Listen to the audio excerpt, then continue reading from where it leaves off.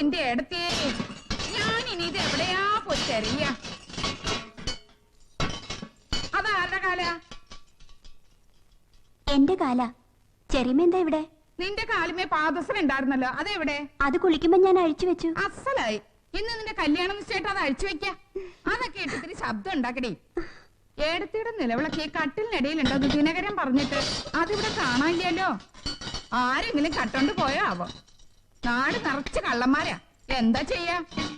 അതിനാല് വിഷുക്കണി വെക്കാൻ ചെറിയച്ചൻ കൊണ്ടുപോയതല്ലേ, പിന്നെ ഇങ്ങോട്ട് വന്നിട്ടില്ല. ഓ,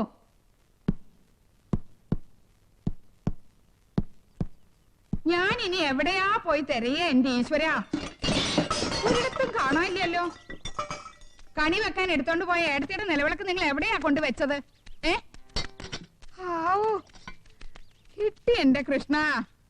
ഞാനിത് തെരയാത്ത സ്ഥലമില്ല. മാഷിന്റെ അതേ ഏടത്തേക്ക് വിളക്ക് വെക്കാൻ പോവാ.